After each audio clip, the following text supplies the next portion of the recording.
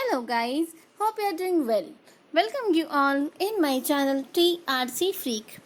आज की इस वीडियो में हम सीखेंगे LLP फॉर्म नंबर 8 यानी कि statement of accounts and solvency. तो आइए स्टार्ट करते हैं। ये फॉर्म LLP मतलब लिमिटेड लायबिलिटी पार्टनरशिप वालों के लिए है। तो आइए इसको फाइल करना सीखते हैं। ये फॉर्म आपको MC की साइट से डाउनलोड करना है। MC की साइट पे जाके आपको MCA सर्विस में जाना है। MCA सर्विसेज में जाकर आपको LLP फॉर्म डाउनलोड पे क्लिक करना है।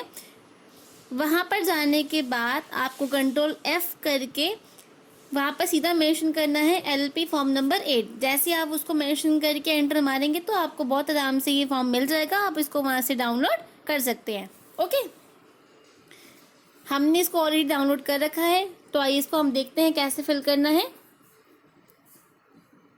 तो इस फॉर्म में आपको सबसे पहले दो ऑप्शन दिखेंगे, एनुअल और इंटरिम। अगर आपकी एनुअल रिटर्न है तो एनुअल सेलेक्ट करिएगा और अगर आपकी इंटरिम रिटर्न है तो इंटरिम सेलेक्ट कर लीजिएगा। वो आपको आपके अकॉर्डिंग सेट करना है। ओके, देन आपको ईयर एंडेड एंटर करना है कि आपका ईयर एंड कब हो रहा है, तो वो आपको यहाँ पर मेंशन कर देना है। उसके बाद आपको आपका LLP नंबर मेंशन करना है। अगर फॉरेन LLP है तो फॉरेन LLP नंबर यहाँ पर आपको मेंशन करना है। ओके, LLP डालने के बाद प्रीफिल पे क्लिक करना है।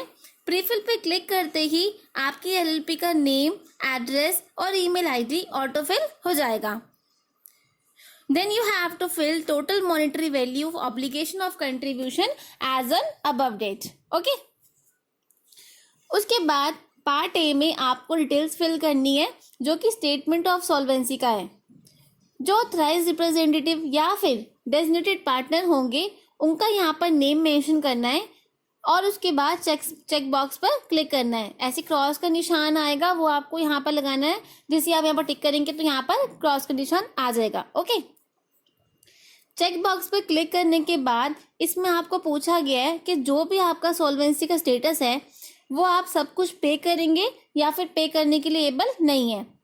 तो ये आपको आपके अकॉर्डिंग इसको सिलेक्ट करना है। अगर आप पे कर सकते हैं तो इस पे सिलेक्ट करिएगा, इस पे क्लिक करिएगा।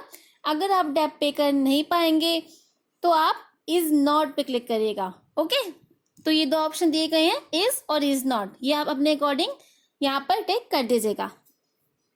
उसके बाद आपको इनकम एंड एक्सपेंडिचर का ईयर एंडेड यहाँ पर मेंशन करना है।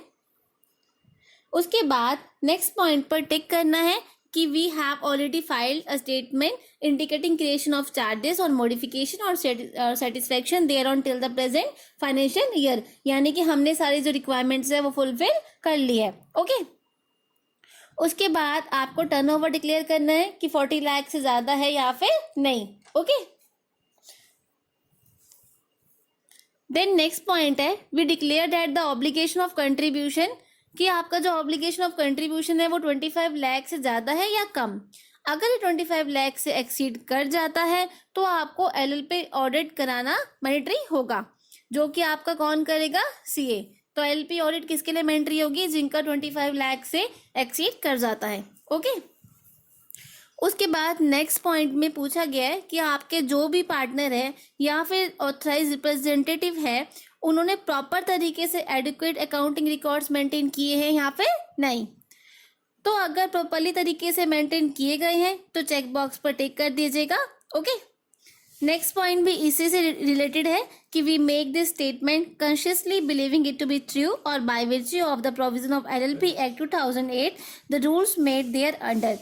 जो रूल्स LLP एक्ट में लिखे हैं उसके अकॉर्डिंग ही जो आपने इंफॉर्मेशन फिल करी है और जो स्टेटमेंट्स बनाई है वो है कि नहीं। ओके, अब आता है पार्ट बी जो कि मेन पार्ट है इस फॉर्म का, स्टेटमेंट ऑफ अकाउंट्स। यहाँ पर आपकी जो भी फाइनेंशियल स्टेटमेंट बनी होगी, मतलब आपकी जो बैलेंस शीट है और प्रॉफिट एंड लॉस का अकाउंट है प्रीवियस ईयर और करंट ईयर की, उसकी डिटेल आपको यहाँ पर मेंशन करनी है।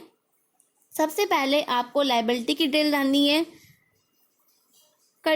आपने कोई कंट्रीब्यूशन है आपका जो आपने रिसीव किया हो, या फिर कोई सिक्योर्ड या फिर अनसिक्योर्ड लोन लिया है, या फिर शॉर्ट टर्म बोरोइंग्स है, या फिर कोई लाइबिलिटी है या फिर इनके अलावा कोई और लाइबिलिटी है आपकी, वो आपको डिटेल्स यहाँ पर मेंशन करनी है। अगर कोई प्रोविजंस वगैरह है तो उसी डिटेल भी यहाँ पर आपको डालनी है। ओके, देन लाइबिलिटी साइड का यहाँ पर टोटल ऑटोमेटिकली आ जाएगा। उसके बाद असेट की डिटेल डालनी है। इसमें आपको ग्रॉस फिक्स असेट डालनी है और उन पर डेप्रिसिएशन कितना लगा है वो डालना है। इससे नेट फिक्स असेट की वैल्यू जो है वो ऑटो कैलकुलेट होके आ जाएगी। ओके, उसके बाद इन्वेस्टमेंट जो भी होगी उसकी डिटेल आपको यहाँ पर डालनी है। लोन्स एंड एडवांसेस, इन्वेंट्रीज मतलब स्टॉक, डेटर्स, कैश, तो ये सारी डिटेल्स आपको यहाँ पर मेंशन करनी है। ओके, उसके बाद आता है statement of income and expenditure. इसमें आपको प्रॉफिट एंड लॉस अकाउंट की डिटेल डालनी है। Current reporting period and previous reporting period दोनों आपको यहाँ पर मेंशन करनी है। उसके बाद ग्रॉस टर्नओवर एंटर करनी है आपको कि आपकी कितनी है वो यहाँ पर आप मेंशन कर देंगे। और आपने कोई एक्साइज ड्यूटी या फिर जीएसटी कुछ भी पे किया है तो उसकी डिटेल यहाँ पर आपको मेंशन करनी है। ओके, उसके बाद अगर आपने कोई एक्सपोर्ट किया है तो उसकी डिटेल भी आपको यहाँ पर मेंशन करनी है। कोई आपने एक्सपोर्ट वगैरह का काम किया है तो उसके साइड जो भी डिटेल है वो यहाँ पर आपको डाल देनी है। उसके बाद डिटेल मांगी गई है एक्सपेंसेस की, आपकी कौन कौन से एक्सपेंसेस हैं। पावर एंड फ्यूल मतलब इलेक्ट्रिसिटी एक्सपेंस वगैरह, personal expense, administration expense, auditors को कितना पेमेंट किया, सेलिंग एक्सपेंस कितना हुआ, डेप्रिसिएशन कितना है, इंटरेस्ट या फिर कोई और भी एक्सपेंसेस है तो आप सारी डिटेल यहाँ पर आप डाल सकते हैं। ओके, जब ये सारी डिटेल डाल लेंगे आप तो टोटल एक्सपेंस जो यहाँ पर वैल्यू होगी वो ऑटोमेटिकली कैलकुलेट हो जाएगी। उसके बाद नेट प्रॉफिट हुआ या फिर नेट लॉस वो भी ऑटोमेटिकली कैलकुलेट हो जाएगा, वो भी आपको कैलकुलेट करने की नीड नहीं पड़ेगी। उससे आप चेक कर सकते हैं, जैसे यहाँ पर जो वैल्यू आएगी वो आप अपने जो आपने जहाँ पर मेंटेन किया होगा एक्सेल या फिर जो भी जहाँ पर भी आपने अपने रिकॉर्ड्स मेंटेन किए वहाँ से आप उसको चेक कर सकते हैं कि दोनों वैल्यू सेम आ रही है या फिर नहीं। अगर आप डेजिग्नेटेड पार्टनर्स के अकाउंट में कुछ प्रॉफिट ट्रांसफ़र करते हैं तो वो अमाउंट यहाँ पर एंटर करना होगा। और अगर प्रॉफिट का अमाउंट कुछ अमाउंट भी आपने जो रिजर्व एंड सरप्लस में ट्रांसफ़र किया है तो वो भी आपको यहाँ पर मेंशन करना है। ओके, उसके बाद अब हम देखते हैं कि इसमें अटैचमेंट क्या क्या लगानी है। यहाँ पर आपको डिस्क्लोजर्स अटैच करने हैं कि अगर आप एमएसएमई हैं तो आपने सभी कॉम्प्लाइंसेस फॉलो किए या फिर नहीं। सेकेंड पॉइंट में अगर कोई कंटीजेंट लाइबिलिटी है तो उसकी स्टेटमेंट आपको यहाँ पर अटैच करनी है।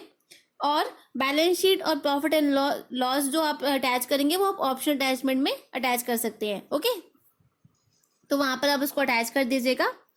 अटैचमेंट लगाने के बाद जो भी आपका डेजिग्नेटेड पार्टनर्स होंगे या फिर जो ऑथराइज रिप्रेजेंटेटिव होंगे फॉरेन एलएलपी के या फिर मतलब अगर इन दोनों में से जो भी होगा डेजिग्नेटेड पार्टनर या फिर ऑथराइज रिप्रेजेंटेटिव, उनका आपको डीपिन नंबर या फिर पैन नंबर यहाँ पर लिखना है। डीपिन मतलब डेजिग्नेटेड पार्टनर आइडेंटिफिकेशन नंबर, चाहे डीपिन नंबर लिख सकते हैं या फिर पैन नंबर आपको यहाँ मेंशन करना होगा और उनका डीएससी यहाँ पर अटैच करना होगा। ओके, फिर लास्ट में सर्टिफिकेट बाय किसी के द्वारा भी आप इसको सर्टिफाइड कर सकते हैं। डेजिग्नेटेड पार्टनर या फिर ऑथराइज रिप्रेजेंटेटिव या फिर ऑडिटर, कोई भी इसको सर्टिफाइड कर सकता है। जो डेजिग्नेटेड पार्टनर या ऑथराइज रिप्रेजेंटेटिव डेजिग्नेटेड पार्टनर और ऑथराइज रिप्रेजेंटेटिव भी इस फॉर्म को फिल कर सकते हैं। जरूरी नहीं कि कोई सीए या फिर कॉस्ट अकाउंटेंट या फिर सीएससी इसको फिल करे। ओके, देन चेक फॉर्म पे क्लिक करिएगा। अगर कोई मैंडेटरी इंफॉर्मेशन फिल करनी रह गई होगी तो वो आपको इंटीमेट कर देगा, देन आप उसको फिल कर सकते हैं। उसके बाद डीएससी लगा दीजिएगा। डीएससी अटैच करने के बाद प्री सिक्योरिटी पे क्लिक करेंगे। प्री सिक्योरिटी पे क्लिक करने के बाद जैसे ही प्री सिक्योरिटी सक्सेसफुल हो जाएगी तो आपको इसका जो प्रिस्क्राइब फीस होगी वो आपको पे करनी होगी। जैसे ही आप प्रिस्क्राइब फी पे करेंगे तो आपका ये जो प्रोसेस है वो पूरा कंप्लीट हो जाएगा। ओके, तो ये था पूरा process LLP form number 8 fill करने का। आई होप ये वीडियो आपको पसंद आई होगी। अगर कोई भी दिक्कत आती है तो प्लीज़ कमेंट बॉक्स में कमेंट करके पूछ लीजिएगा, हम आपको वहाँ पर रिप्लाई करेंगे। Okay, thank you.